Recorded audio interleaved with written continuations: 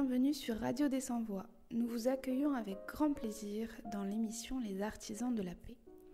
Cette émission a pour vocation de vous présenter les grandes figures nationales et internationales qui ont lutté pour la paix.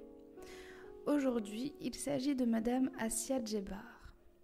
Assia Djebar, pseudonyme qui signifie consolation et intransigeance, de son vrai nom Fatima Zora Himalayenne, est une écrivaine algérienne née à Cherchell en 1936. Elle meurt à Paris en 2015. Assia Djebar est l'auteure de romans, de nouvelles, de poésie et d'essais. Elle écrit également pour le théâtre. Outre sa plume, elle honore le 7e art à travers la réalisation de films. Son parcours fait d'elle la femme la plus influente du Maghreb. Elle est issue d'une famille de la petite bourgeoisie traditionnelle algérienne. Tahar Himalayenne est un instituteur originaire de Gouraya, tandis que sa mère, Baya Sarawi, appartient à la famille berbère des Berkani. C'est à Mouzayaville qu'Assia Djebar passe son enfance.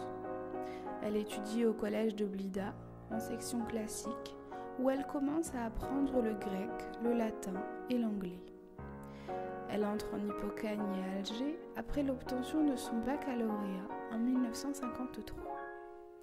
Elle entre en Cagne l'année suivante à Paris. Ainsi, en 1955, elle est la première femme maghrébine et musulmane à entrer à l'école normale supérieure des jeunes filles de Sèvres, dans laquelle elle choisit d'étudier l'histoire. Juste avant d'épouser Walid Garn, elle publie son premier roman, La Soif. Son parcours est ponctué de ses œuvres, mais elle occupe différents postes au cours de sa vie.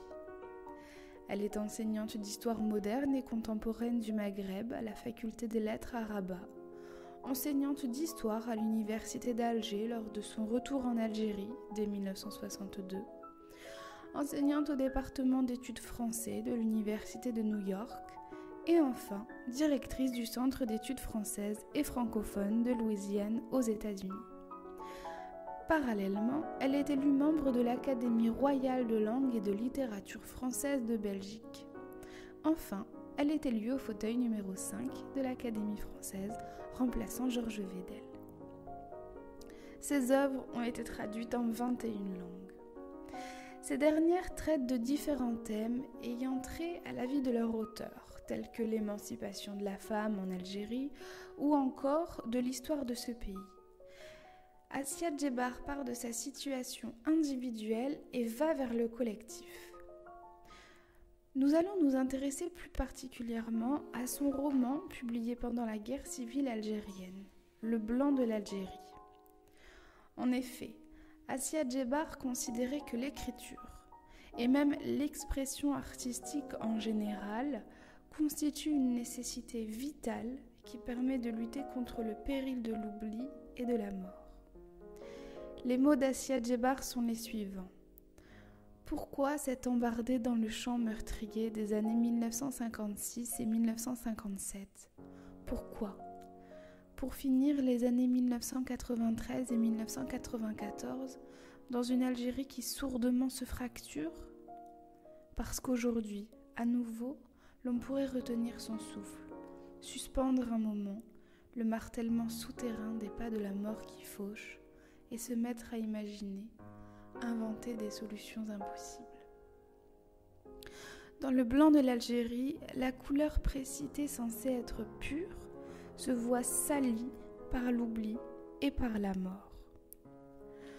Dans l'œuvre d'Assia Djebar, on voit que l'absence insoutenable des êtres chers, le cours absurde des choses rendent les mots inutiles. Asphyxiées, sur le point d'abandonner la partie, les familles des disparus ne connaissent que trop cela. Dans ce reportage, la radio des Sans-Voix rend de ce fait hommage à la grande Madame Assia Djebar, aux familles de disparus qui luttent aussi contre l'oubli pour la vérité et la justice. La radio des Sans-Voix redonne la voix aux sans-voix. Merci pour votre écoute et à bientôt.